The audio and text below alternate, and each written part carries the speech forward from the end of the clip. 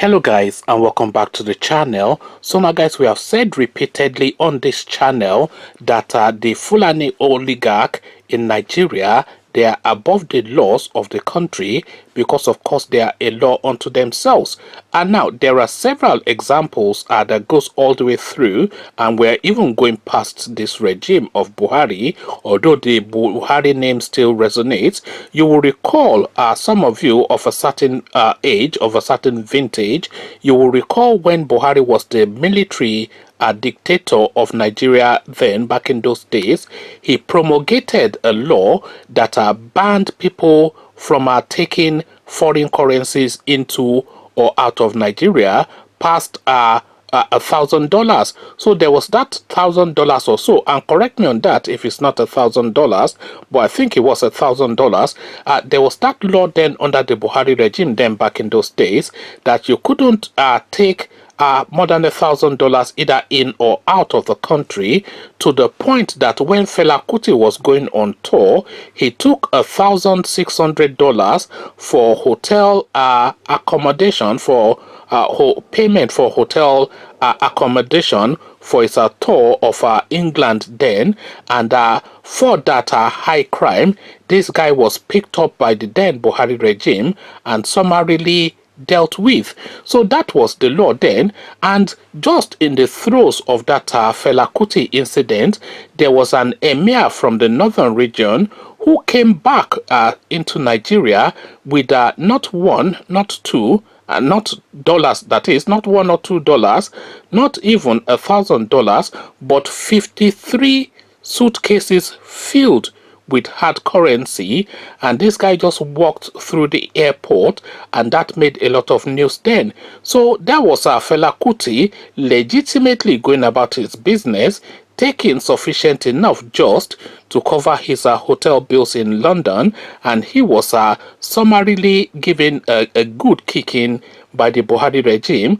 But that was rather there was that Fulani emir who came in with 53 briefcases filled with dollars, and he just sauntered through the airport like he owned the land, which of course he did. So that was back in the 80s then. So fast forward now to the present times, when Buhari is no longer the military dictator of Nigeria, but is now the civilian dictator of Nigeria.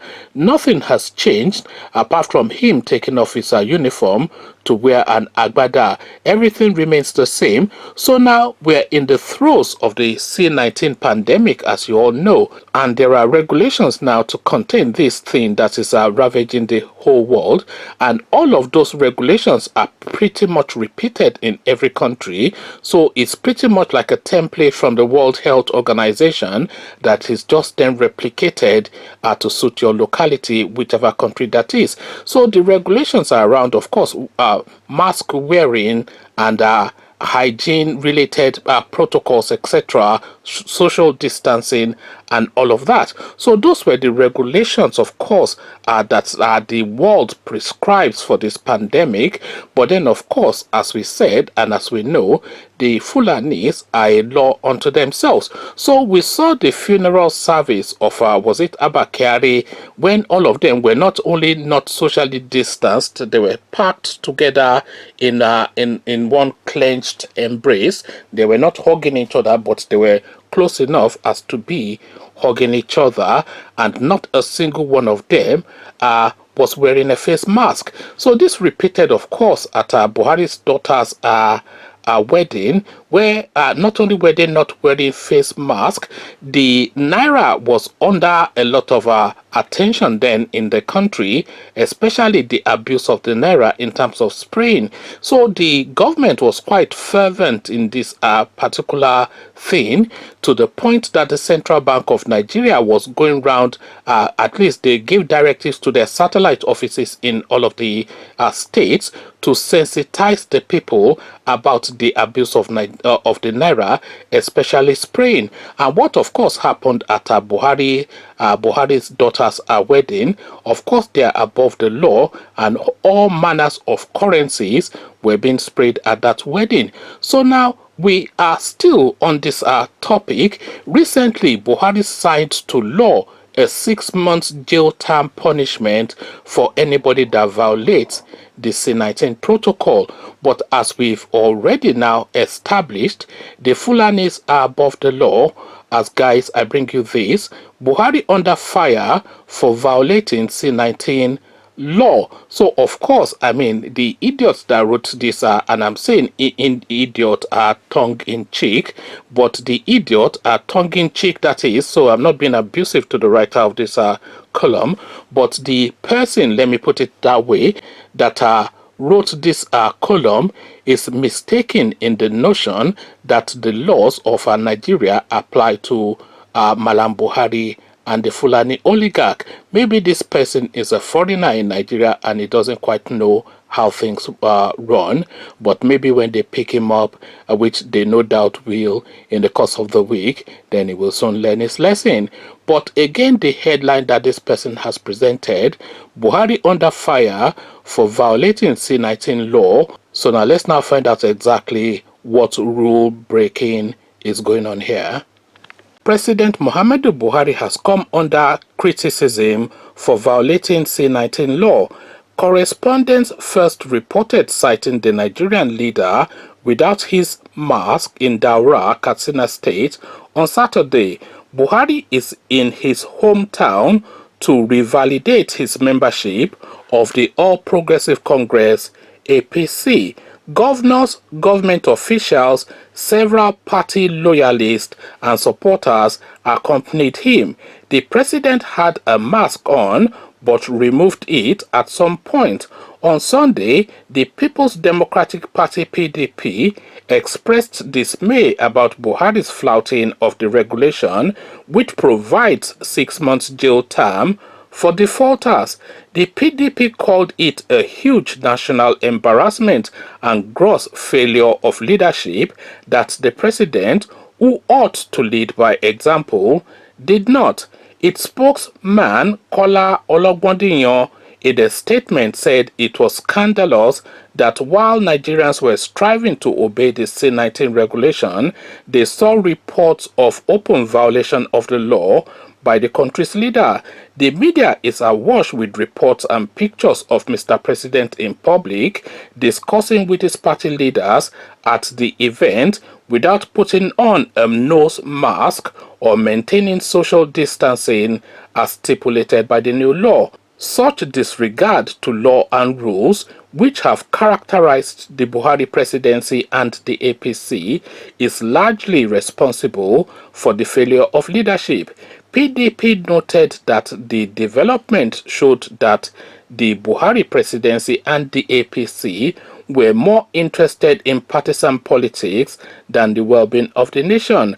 We ask, with this violation, do the Buhari administration and its officials still have the rectitude to enforce sanctions on any other defaulter in the absence of necessary regrets by the president and his party, the APC?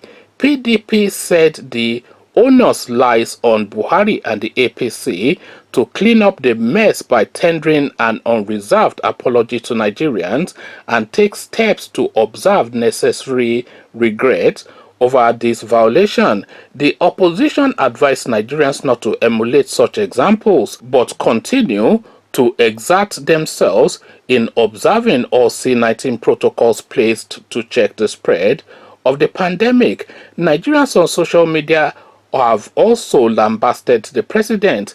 Nearly 100% of reactions gauged condemned the president's breach of his own rules. Prince Orinse is the first person. If I calculate the face mask I use every month, it is more than minimum wage and is not wearing. Make rules, don't obey them. Another commentator, we're in a country whereby the law and justice only favors the rich and the poor suffering on the other side. Another commentator, presidency made the law, not Buhari. He is not aware of any law. So there's a lot of sense in that, because of course even Buhari it doesn't even know the day of the week, never mind knowing that there's some law in place. This is a man, of course, as we've already established, that floats in and out of lucidity depending on how his senility is weighing upon him at that particular point in time. Another commentator, now only rich Nigeria law they favor. What a lawless country. And then the last comment, if the president did not use face mask, that means no CEE-19.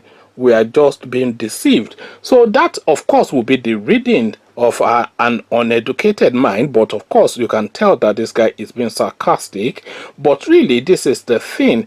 These people, they have no concept of rules and laws, and it's just crass. But you can see around him the sea of faces that are all wearing face masks.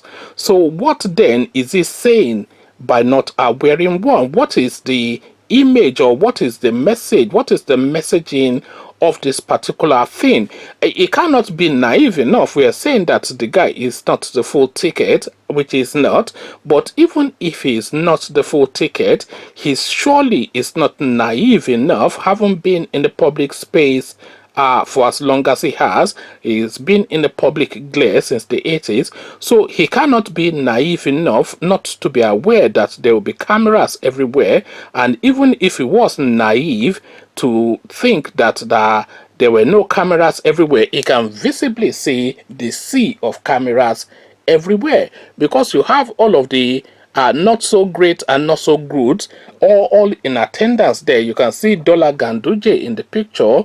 You can see a man wearing a red cap, which represents the Igbos, and the whole garment of society is there. So of course all of the focus of the attention of the country will be there, and what better opportunity than to lead by example? But then of course the Malamis are above the law. Conversations in the comment section. This is the thing now that we have been contending with for the last how many years? 5 years now, and this is another 3 years of this to go.